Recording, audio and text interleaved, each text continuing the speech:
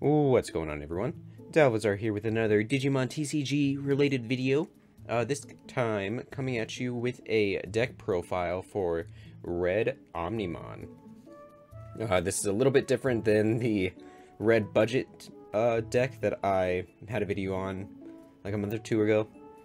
This is definitely not a budget deck, so buyer beware, I guess. But this deck mainly focuses on getting to your level 6s and level 7s, hopefully as quickly as possible, and then just kind of overrunning your opponent. This is a deck that I got second place with at a locals just the other day. Only really lost to Green Phoenixmon, I believe, and that was only in the last match. It went 5-1, so it's pretty good. I think there are some improvements that I can make to the deck, but I wanted to go ahead and show you a profile of it anyway, just to kind of get the ball rolling. So let's move this out of the way first, and then we'll go into our babies. So the babies, I'm not super confident on what I want to run yet. I am running 3 Digimon. It's a great card. It's if your opponent has 5 or more Digimon in the trash, or just cards in the trash, Digimon gets 1,000. So it's really nice. It helps some of your bigger dudes run over the opponent's bigger dudes. So get like Phoenixmon to run over Phoenixmon or something like that. That came up a couple times. And then I'm also running 2 Poromon. This one I'm not too sure about. I don't know if I instead want to run maybe one of these and then another Digimon, or take out this altogether and maybe put Koromon. It's kind of one thing that you can play around with. A lot of the red babies are pretty interchangeable in my opinion.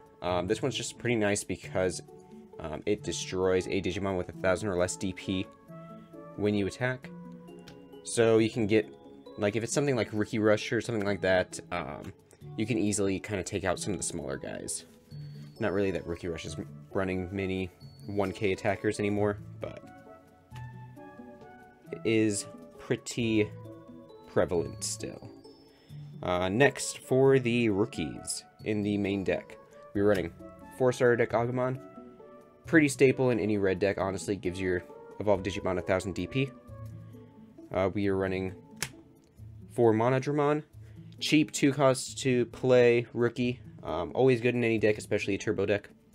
Similarly, 2 of the 2-cost Biomon. For the same reason as Monodramon, we just want a low-cost Digimon that we can just throw out there and hopefully evolve into it later. These next 2 are a little bit interchangeable. You can kind of do whatever you want with them, in my opinion. But I'm running 2 of the gain 1 memory on deletion Biomon. It's a good thing to run into security with. Gives you an extra memory to play around with, especially if you have a tamer out. You get 4 memory at your turn instead of the normal 3. It didn't come up a whole lot in my matches, but it's still, I think, a pretty nice card, and I'm playing around with it. And then lastly, 2 of the promo Agumon. This is another card that I think is pretty interchangeable. You can put in Guilmon if you want. You can put in more of the 2-cost Biomon. You can put in more of the memory Biomon if you want. But this is just the kind of setup that I'm running with. I like it so far. I might switch these 2 up a bit though.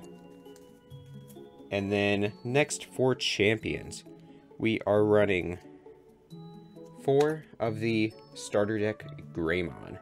This is one that gives the Digimon above it security attack +1. Really great to have, especially if you can get it on Omnimon. It's really nice. We are running 4 of the blocker. Blocker's great. Should have at least a couple in every deck, in my opinion.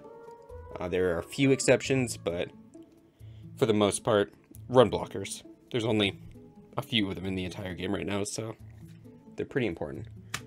Then lastly, Dark Triranimon. Another turbo card, evolve for 1 into a champion. Great to play on turn 1 to memory starve your opponent. Great to play on turn 2 if you're going second. Because normally you'll be able to get into an ultimate then on your first turn. It's really nice. Pretty self-explanatory as well. A lot of these turbo cards are pretty good.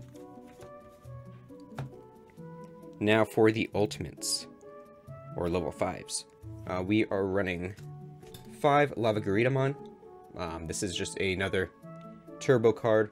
The ultimates in red are not the best, so we're mainly running kind of these turbo low-cost evolution cards. So we're running 4 of those guys, 3 Groundramon, for the same reason, of course, and you can also play it for 5, which is really nice. And then 1 Metal Greymon. I was running 2 for a while. I might go back to 2. I kind of like him, but I was seeing him a bit too often at 2. And then with 1, he was pretty nice. He won me a couple of games. And I think he's just a really good card to play early on because he's aggressive, he's a threat. They want to get rid of him. And then, if anything, you can evolve into something else, and it gets 3000 DP. So, I recommend running 1. You can run 2 if you want. I might run 2. 3, I feel like is a little much. But now, on to the Megas. So, we are running 3 of the new big boy. 3 Blitz Greymon. Honestly, better than War Greymon. It's 4 cost to evolve, so it's a little bit more expensive. But it is a 12k, it has Piercing, and it has a D-Digivolve too. Really, really good. If you can get this out, plus Alter S, which we'll be looking at later, on the same turn, you can pretty much wipe a board, unless they have just a bunch of strong guys up. But usually, it's like they have 1 strong guy, and then a couple of weaker, maybe ultimate / champions. So if for some reason you have a lot of memory, play this guy, and then evolve to Alter S, wipe their board, and you have a lot of good stuff. Next is 3 of the Phoenixmon. Another just great card, low to evolve, 12k beater. Usually it has a DP boost from either Agumon or Metal Greymon, or often even Digimon. So it can run over pretty much any level 6 in the game. The only exceptions being like Craniumon if a tie is out, and that's like it. So it's really good. You might want to run 4, because the last card that I'm running is a War Greymon. This is mainly just a personal preference thing. I think there are better cards that you can put in the deck. You can put in 1 more Phoenixmon, or you can put in a Volcanic Dramon. I think Volcanic Dramon is really good in this deck, especially against Rookie Rush. There wasn't a whole lot of Rookie Rush at the tournament that I went to, so that was really nice because I don't like Rookie Rush at all. But he's more of just a personal preference card, to be honest. His effect's really good. He doesn't activate security effects when he hits them in security. And then the turn that you evolve into him, he has security attack +1. That's nice. 3 to evolve though, 11k. Not the best. Gets killed by just about any mega in the security. So, take what you can, I guess. And now for the big boys. We are running 2 Omnimon, and then 2 Alter S. You can mess with this ratio a bit if you want. I've seen some people run like 3 Omnimon 2, or 3 and 2, or some people run even 4 of one and 2 of the other, or 1 of the other. You can really do whatever you want here. If it were up to me, I think I would run probably another regular Omnimon. I might try and see if I can fit the room in for it. But 2 and 2 is really nice. You see them both in hand pretty often, and when they're in security, it's not the end of the world. Just because they are a big body that's going to kill pretty much anything that runs into security, unless it's like blue jamming. But it's really good. Omnimon essentially just knocks anything off the board that you don't want there. And then Alter S D-Digivolves anything off the board that you don't want there. Omnimon's effect also bounces to hand to unsuspend itself. And then Alter S bounces to hand to make it unblockable. You usually don't have this come up too often, Alter S's ability, I mean. Just because there's not a whole lot of blockers that really want to block this guy. But it does come up, especially against black. And just the fact that you're like bouncing back Blitz Greymon or Phoenixmon or even War Greymon back to hand is really nice, because you can play the next turn or the same turn and get some good tempo from that. So both are really good. Very expensive right now, so if you're not lucky enough to pull them like I was, maybe don't invest $400 into 4 cards. But anyway, We're gonna run 2 tie. Could knock it up to 3 if you really wanted to. I think it's fine at 2. He has probably the weakest tamer effect out of a lot of the memory tamers like him. It's security attack +1 if you have a like full Digivolution line, which is pretty hard to do against a lot of decks. So, I guess take what you will. And I believe, is it just red? Yeah, it's just red with 4 more Digivolution cards, so you can't even use it with Omnimon, which is pretty sad. You can use it with Blitzgreymon though, and because Blitzgreymon has piercing as well, and potentially security attack +1 from the Greymon underneath it, he's going to be a big boy. So you can kind of steamroll a lot with tie. And then lastly, we run 3 Gaia Force. This one's one that I was kind of debating on because I liked running 4 a lot. But I feel like seeing Omnimon was a little bit more important than seeing this guy. And when I was running 4, I was always getting at least 3 in hand. That doesn't really say much because on a few games I still saw 3 in hand. And I was not getting any insecurity, which made me sad. But I feel like 3 is a good sweet spot to where you want to see it in security, but you don't mind having 1 or 2 in hand. So that's why I think Gaia Force at 3 is pretty good as it is. But yeah, that is the whole deck. Again, there are some changes that I would probably make, and that you are more than welcome to make as well.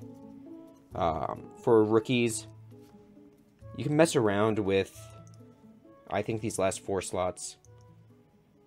You can put in Geomons, you can put in more of like the 2-cost Biomons.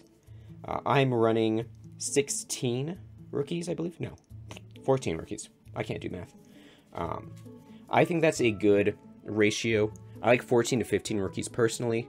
13 is a little bit too low for me, and then 16 is kind of just overkill. So if you want to change things up there, you are more than welcome to.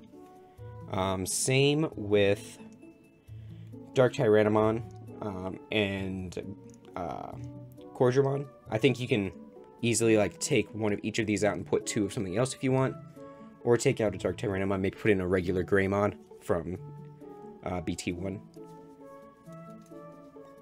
And then for the ultimates, if you want to get rid of the Metal Greymon, I think that's fine. You can put in a second Groundramon just for the turbo.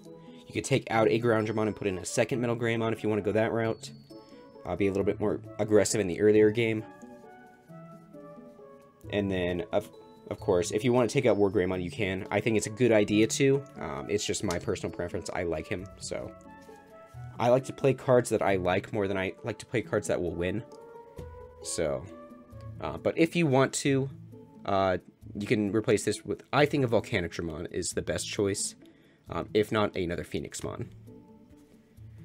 But yeah. That was my Red Omnimon deck profile. There will be a couple of other deck profiles coming in the near future. Mainly a Black Blockers deck profile if you guys are interested. An improved version of my previous one. As well as, I think I have a blue deck. A blue Imperial Dramon deck that I think is pretty nice. So I might do a deck profile of that. But yeah, thanks everyone for watching. Let me know what you guys think if you're running Red Omni, what you guys are running, what ratios of like Ultra S to regular Omni that you're running, or if you're still playing like Blue Omni, if you're doing anything unique with that to keep up with the current meta. Let me know. But thank you all for watching. I hope you enjoyed, and I will catch you in the next one.